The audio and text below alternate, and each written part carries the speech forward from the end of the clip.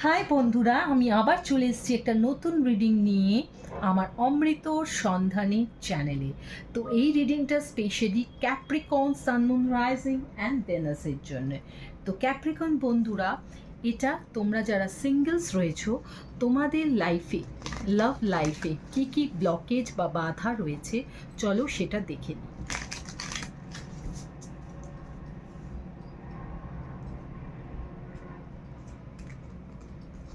তো প্রথম বাধা হলো টু মাচ ওয়ার্ক, নেক্সট হলো ফিয়ার লোনলিনেস, থার্ড হলো নিড রেস্কিউইং।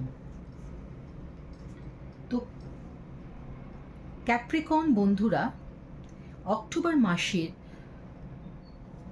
আমি দেখতে পাচ্ছি যে তুমি খুব বিজি থাকতে চলেছ, তোমার জীবনে প্রচুর কাজ এসে গেছে,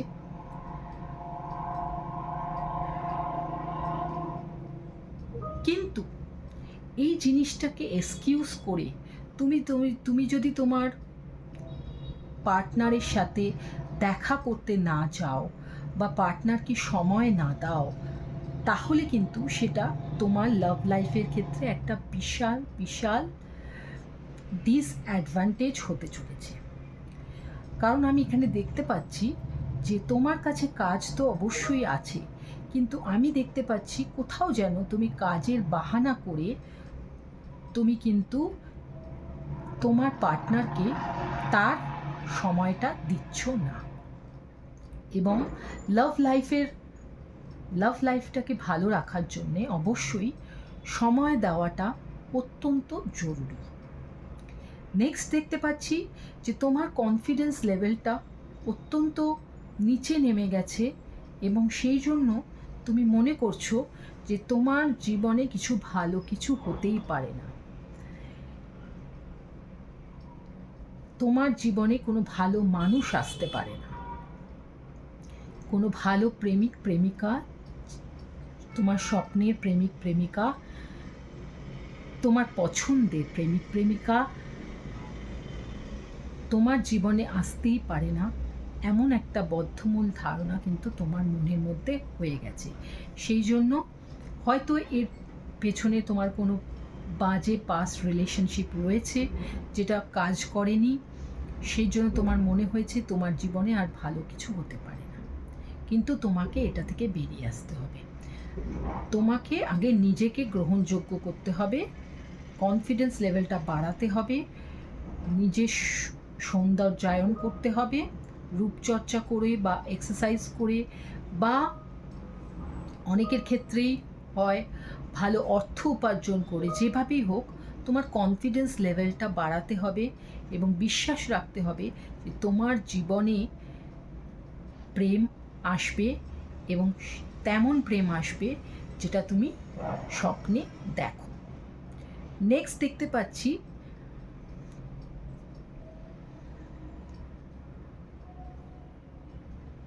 যে তোমার মনে হচ্ছে, তোমার এরকম একটা ধারণা যে তোমার জীবনে যে প্রেমিক বা প্রেমিকা হয়ে আসবে সে তোমাকে সমস্ত কিছু থেকে উদ্ধার করবে।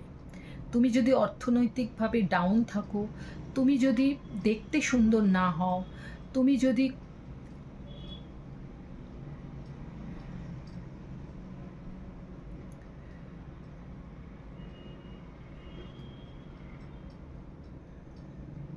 তুমি যদি তার মনের মতো না হও,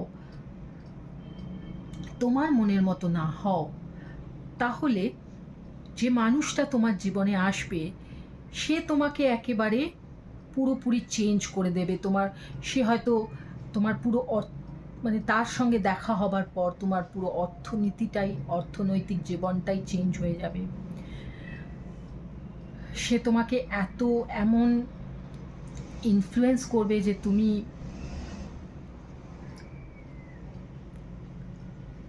রাতারাতি চেঞ্জ হয়ে যাবে, এরম একটা ধারণা তোমার মনের মধ্যে রয়েছে। কিন্তু এই ধারণা থেকে তোমাকে বেরিয়ে এসে, এই ধারণার জন্য কি হচ্ছে, তুমি এমন মানুষ খুঁজেই পাচ্ছ না যে তোমাকে এই পরিস্থিতি থেকে রেস্কিউ করতে পারবে। ফলে কি হচ্ছে, তুমি ওয়েট করে যাচ্ছ সেই মানুষটার জন্য এবং তাতে তোমার লাভ লাইফ হ্যাম্পার হচ্ছে। এরকম কোনো মানুষ যদি তোমার জীবনে আসার থাকে তাহলে সে এমনিই আসবে। এবং এই যে বললাম, কনফিডেন্স লেভেলটা লো থাকলেই এই ধরনের চিন্তাগুলো তৈরি হয়। তোমার কনফিডেন্স লেভেল, তোমার নিজের পায়ে দাঁড়ানোর ক্ষমতা, তোমার নিজের কিছু করে দেখানোর ক্ষমতা যদি কম থাকে, তখনই তুমি কিন্তু অন্য কারোর ওপর ডিপেন্ডেন্ট হয়ে পড়বে তোমার লাইফটা চেঞ্জ করার জন্য। সেটা সম্পূর্ণ একটা ভুল ধারণা।